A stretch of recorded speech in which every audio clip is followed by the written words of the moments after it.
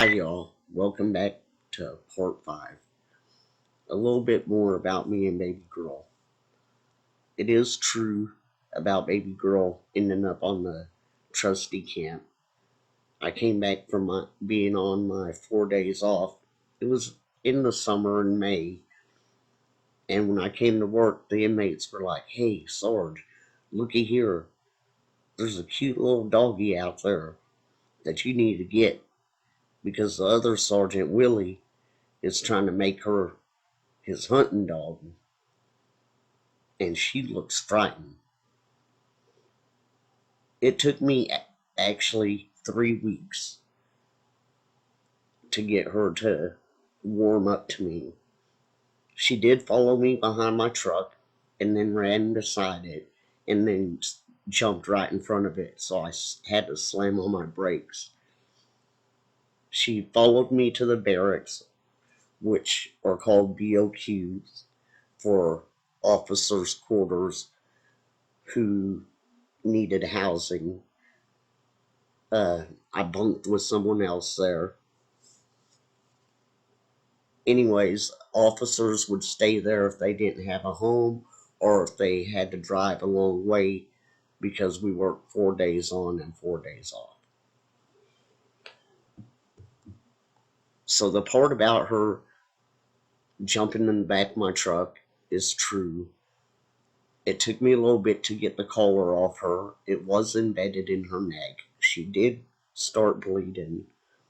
She did run off and yelp.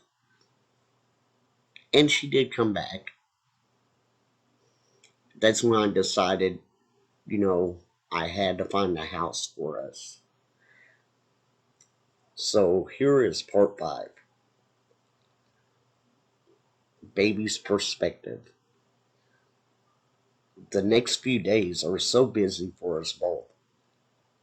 We rise with the sun coming up. My new dad, Sean, feeds me and says, "Girl, today I'm looking for a home for us. And I'm making sure to get you to a doctor to get you all fixed up." Little did I know, my sneaky ass dad already had a doctor all set up for me. I jumped in his pickup truck as he starts it. I'll be damned if he leaves me alone. And off we go. Dad is smiling and giggling as we are driving along. Dad puts this brand new collar on me. It's beautiful. It has rainbows colors on it with a peace sign. I love the new collar. It's not too tight around my neck. It even has tags on it. It has his name and my phone number, or his phone number. He's feeding me treats, telling me stories of the trusty camp. That's where he says I was hiding at, in the grass. Little did I know the inmates could see me too.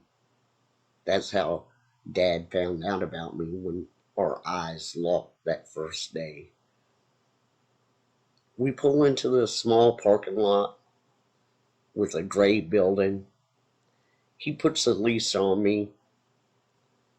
I try to fight it because I'm scared, but I have to remember he said he wouldn't ever hurt me. So I stop shaking. As he tries to get me out of the truck, I'm thinking, what the hell is he doing? Where are we? He's not going to just leave me, is he? What's going on? My eyes get real big. He sees the fear in it.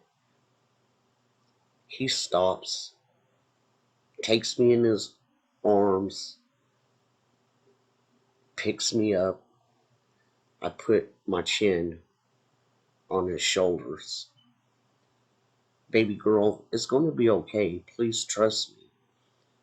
We are at a vet," which is a dog doctor.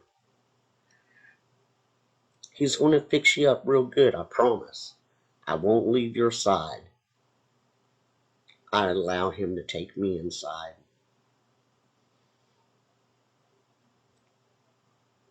We go into a room and I meet the dog doctor. The dog doctor, as Dad calls the vet, pulls out treats. I go up to him slowly. I turn back and look at my dad. Dad's petting me. Says, it's going to be okay, baby girl. His eyes are sparkling with so much love. He leans down and kisses my head. I go to the vet. The vet picks me up. Dad's walking along the side with us, and he's telling me, stay strong, baby girl. Daddy'll be right here. The dog doctor lays me on this table, and he puts something over my nose. I breathe in. Next thing I know, sleep overcomes me. But images of a better life are filling my dreams. Little did I know, Dad snuck off while I was having surgery. I awaken. I'm looking around. My dad is rubbing my head. Oh, thank God, he didn't leave me here forever. His warm touch soothes my fears. I was wondering why I was in such a deep sleep and feeling sore in my belly. I started to lick the incisions the dog doctor gave me. Dad was telling me, now baby girl, I had to get you fixed up. If you're going to be my girl, we don't need no youngins running around, because it's just going to be me and you from here on out. I've never had anyone take care of my medical needs as my dad did. I knew from this moment on in my life, he had the utmost trust for me. The dog doctor gave him a lot of medicine to give me. That night on the ride back to the barracks, as I thought we was going, little did I know while I was having surgery that lasted 5 long hours, Dad told me. Once that I closed my eyes, he went out and got a surprise for me. He leaned over to me and said, baby girl, you gotta close your eyes now. I got such a good surprise for you.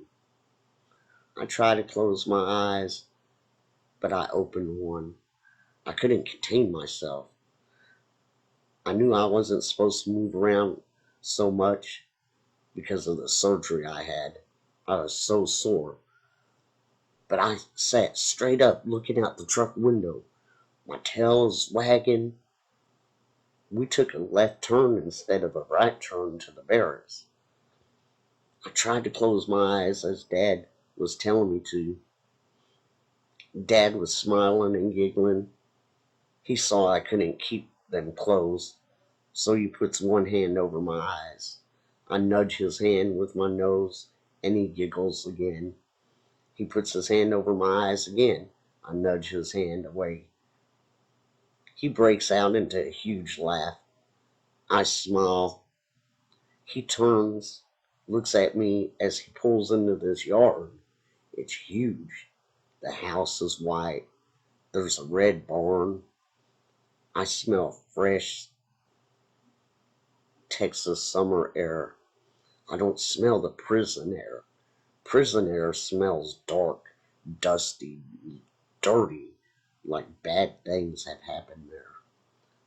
But this place smelled fresh, like lilies in the air, roses blooming, fresh blue bonnets growing,